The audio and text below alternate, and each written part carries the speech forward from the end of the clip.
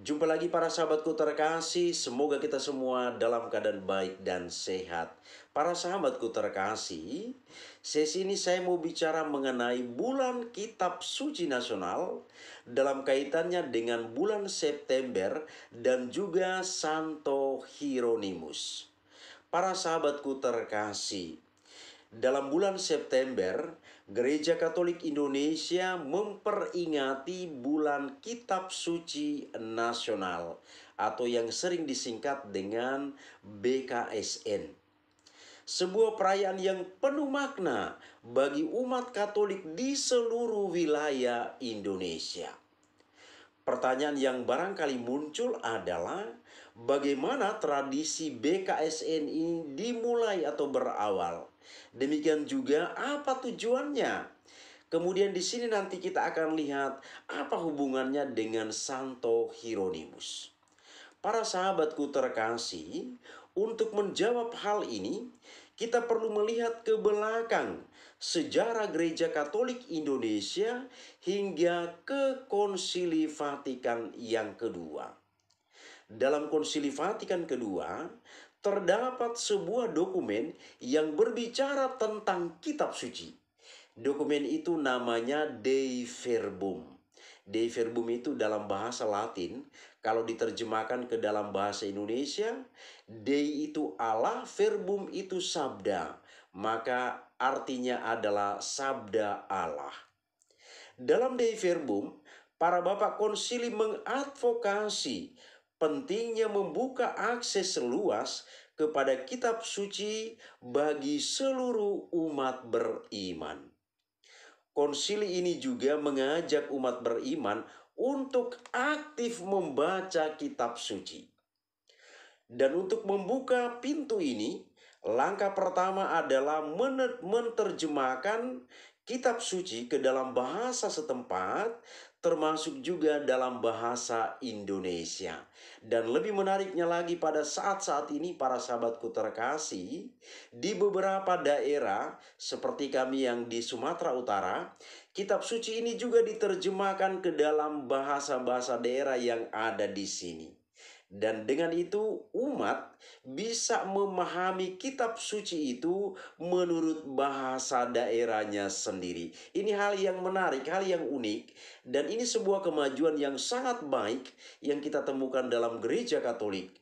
Gereja Katolik membuka jalan selebar-lebarnya, seluas-luasnya kepada umat beriman Katolik untuk semakin memahami, mendalami, menghayati, dan mengamalkan kitab suci dalam kehidupan sehari-hari melalui bahasa daerah setempat.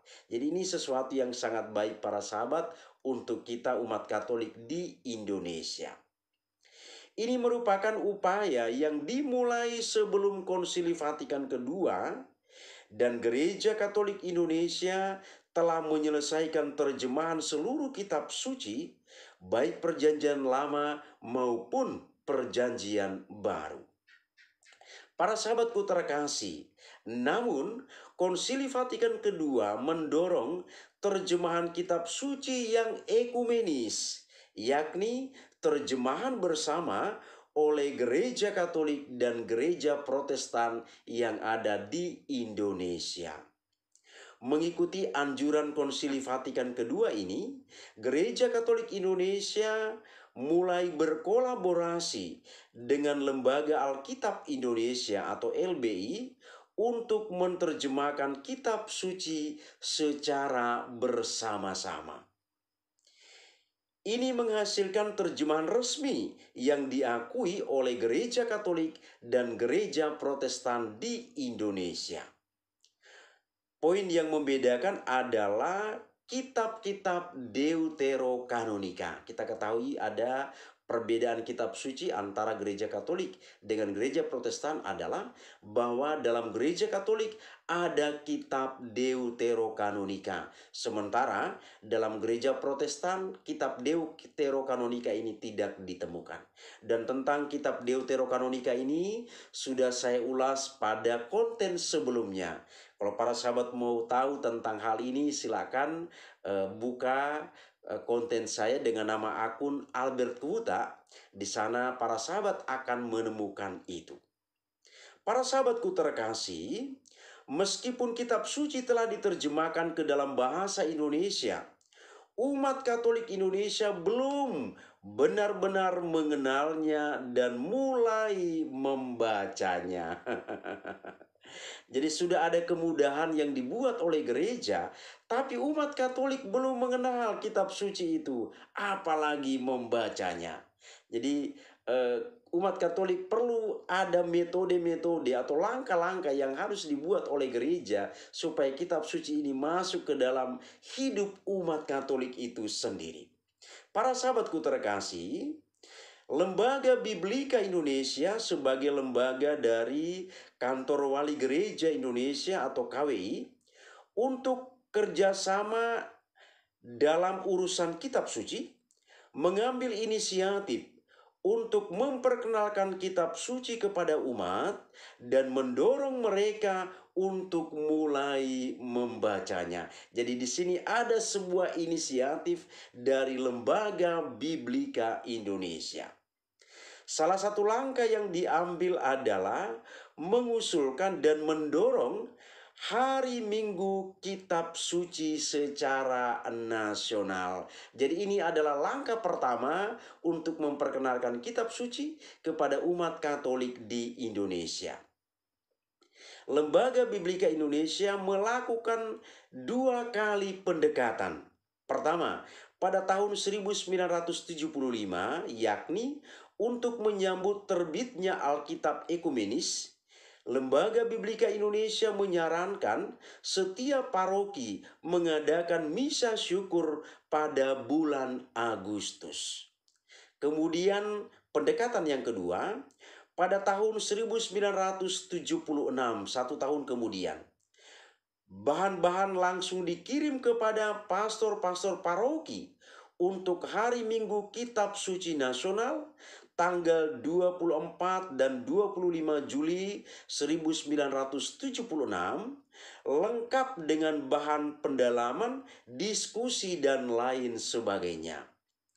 Meskipun percobaan ini tidak memberikan hasil yang sesuai dengan harapan, Lembaga Biblika Indonesia tetap meyakini bahwa Hari Minggu Kitab Suci harus diteruskan dan diperkuat. Ini hal yang baik.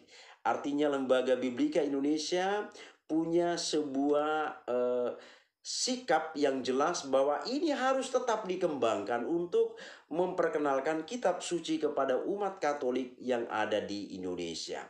Para sahabatku terkasih, tujuannya jelas. Pertama, mendekatkan umat kepada sabda Allah.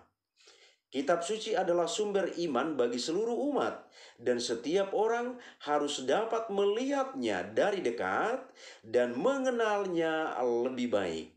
Kedua, mendorong penggunaan kitab suci. Sekedar melihat dan mengagumi kitab suci belum cukup. Umat perlu didorong untuk memiliki dan menggunakan kitab suci dalam kehidupan sehari-hari mereka. Setidaknya, setiap keluarga harus memiliki 1 kitab suci di rumah. Para sahabatku terkasih, siapa tahu ada keluarga-keluarga Katolik yang di rumahnya belum ada kitab suci, maka ketika mendengar ulasan dari konten ini, mari kita beli kitab suci untuk rumah kita. Siapa tahu ada yang belum punya, tapi saya yakin bahwa seluruh umat Katolik pasti di rumahnya itu sudah ada kitab suci.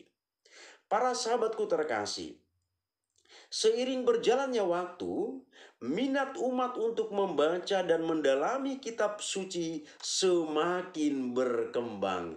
Artinya langkah yang dibuat oleh Lembaga Biblika Indonesia ini sudah mulai ada titik terang. 1 minggu tidak lagi cukup untuk mengadakan kegiatan-kegiatan seputar kitab suci. Inilah mengapa kegiatan-kegiatan ini diperluas menjadi seluruh bulan September Dan sejak itu, bulan September telah menjadi bulan kitab suci nasional. Dalam perjalanan sejarahnya, kitab suci bukan sekedar teks, tetapi sebuah wahyu ilahi. Karena apa? Di dalamnya Allah bersabda kepada kita manusia. Kitab suci adalah sabda Allah yang diilhamkan melalui para penulis yang digunakannya, yang menulis dengan cakap dan kemampuan mereka. Setiap pernyataan yang diilhamkan oleh Roh Kudus harus dipandang sebagai pernyataan Roh itu sendiri. Jadi para penulis kitab suci itu bukan menulis dari pemikiran mereka, tetapi Roh Kudus itu berkarya di dalam diri mereka. Para sahabatku terkasih, kitab suci adalah kanon yang tanpa cacat dalam mengajar kebenaran yang mengarahkan kita kepada keselamatan. Namun, kitab suci juga adalah sebuah teks yang harus ditafsirkan. Penafsiran kitab suci memerlukan pemahaman yang cermat terhadap jenis sastra yang digunakan, konteks sejarah dan budaya, serta tradisi gereja.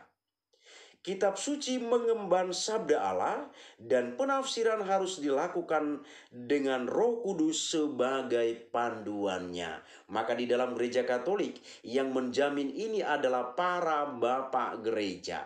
Umat Katolik tidak boleh sembarangan menafsirkan kitab suci. Nanti masing-masing umat Katolik memiliki pemahaman yang berbeda-beda tentang sebuah perikop kitab suci. Maka di dalam gereja Katolik tidak diberikan kewenangan ini seluas-luasnya untuk menafsirkan kitab suci itu. Para sahabatku terkasih, bagaimana hubungannya dengan Santo Hieronymus? Bulan September dipilih sebagai bulan kitab suci nasional karena Gereja Katolik Indonesia hendak mengenang Santo Hieronymus sebagai tokoh yang sungguh memberi perhatian kepada kitab suci. Ini hubungannya dengan Santo Hieronymus. Santo Hieronymus merupakan penerjemah kitab suci ke dalam bahasa Latin. Terjemahannya diberi nama Vulgata dan menjadi sumber dan acuan untuk kitab suci gereja Katolik. Jadi kita patut bersyukur kepada Santo Hieronymus karena beliau menerjemahkannya ke dalam bahasa Latin.